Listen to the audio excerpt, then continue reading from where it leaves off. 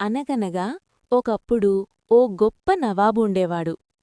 ఆయన రాజ్యంలో ప్రతి సంవత్సరం అంగరంగ వైభవంగా ఉత్సవాలు జరిగేవి. ఆ ఉత్సవాలకు దేశవిదేశాల నుండి కళాకారులు వచ్చి తమ ప్రతిభను చూపించి బహుమతులందుకునేవారు. ఆ నవాబుకి ఫిరోజీషా అనే ధైర్యవంతుడైన కుమారుడు, జహనారా అనే అందమైన కుమార్తె ఉండేవారు.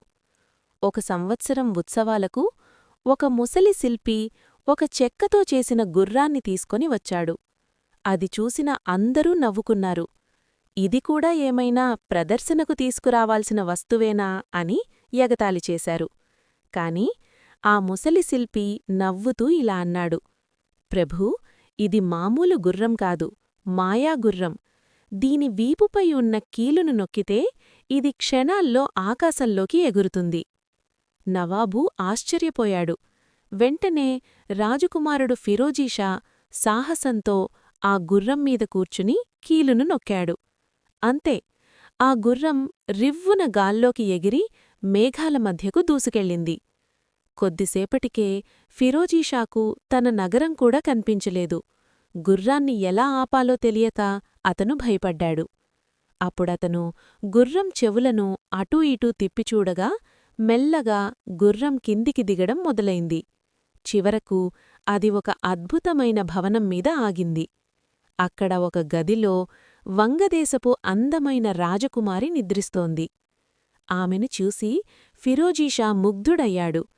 ఆమె కూడా కళ్ళు తెరిచి అతన్ని చూసి ఆశ్చర్యపోయింది. కొద్దిసేపటికే వారిద్దరి మధ్య ప్రేమ చిగురించింది. ఫిరోజీషా ఆమెను తనతో రమ్మని కోరగా ఆమె అంగీకరించింది. ఇద్దరూ కలసి కీలుగుర్రం మీద ఎక్కి నవాబు రాజ్యానికి తిరిగివచ్చారు.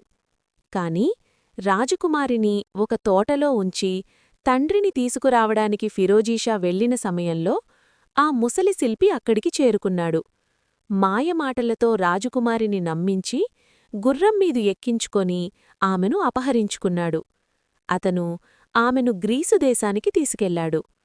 గ్రీసురాజు ఆమె అందానికి మోహించి పెళ్లి చేసుకోవాలనుకున్నాడు. కాని రాజకుమారి తనకు పిచ్చిపట్టినట్లు నటించడం మొదలుపెట్టింది. ఇదిలా ఉండగా ఫిరోజీషా దేశమంతా వెతుకుతూ చివరకు గ్రీసు దేశానికి చేరుకున్నాడు. ఆమె అక్కడ ఉందని తెలుసుకొని ఒక వైద్యుడి వేషంలో రాజు దగ్గరకు వెళ్లాడు. మహారాజా, ఈమె వ్యాధిని నేను నయం చేస్తాను, కాని ఆమెను ఆ కీలుగుర్రం మీద కూర్చోబెట్టి చుట్టూ గుగ్గిలం ధూపం వెయ్యాలి అని చెప్పాడు. రాజు ఒప్పుకున్నాడు. పొగలు కమ్ముకున్న వేళ ఫిరోజీషా చటుక్కున గుర్రంమీదకు ఎక్కి రాజకుమారిని గట్టిగా పట్టుకొని కీలును నొక్కాడు. ఆ మాయాగుర్రం మళ్లీ గాల్లోకి ఎగిరిపోయింది.